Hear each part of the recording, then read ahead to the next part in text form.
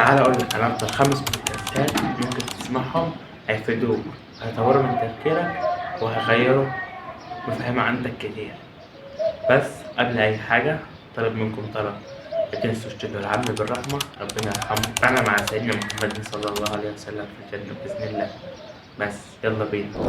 رقم 1، عشان أول حاجة هتسأل عليها يوم القيامة هي الصلاة، وأول حاجة في دنيتك لازم تعملها هي الصلاة. لازم بودكاست عن الصلاة الدكتور أحمد العربي، بودكاست باسم تذوق العبادات. ورقم 1 اللي هو أول فيديو عن الصلاة، لازم طبعا تسمعه. هو طبعا فكرة السلسلة من تذوق العبادات إن هو من عبادات مثلا صلاة صوم كده، هيفسر عليك، هتعرف حاجات ممكن ما تعرفهاش عن الصلاة، وأكيد هتستفاد وهتفهم حاجات كتير عن الصلاة أنا ما كنتش أعرفها وأنت ممكن ما كنتش تعرفها.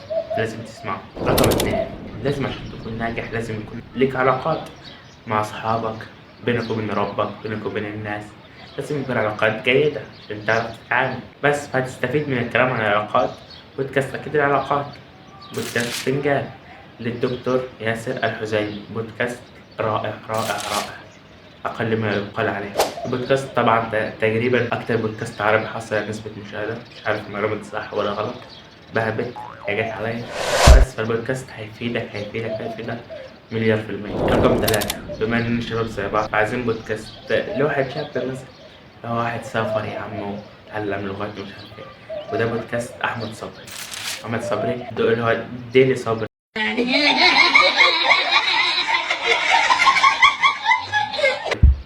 ديلي ازاي؟ بودكاست أحمد صبري بسم الله ما شاء الله، راجل دكتور، سافر بره، سافر ألمانيا، متعلم لغات، متعلم إيطالي، لغات كتيرة. البودكاست هيفيدك في تعلم اللغات والسفر، حاجات كتيرة طبعا.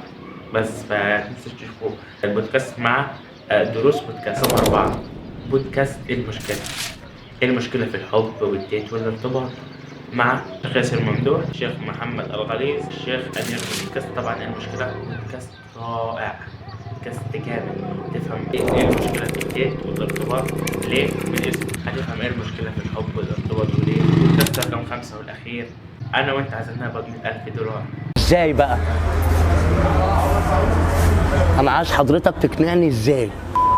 فأكيد لازم نتعلم برمجة. فهروح لبودكاست أسامة الزيرو مع دروس بودكاست برضه. يعني أي حاجة عن مفيدة لازم هتلاقيها في دروس بودكاست، دروس أونلاين عامة.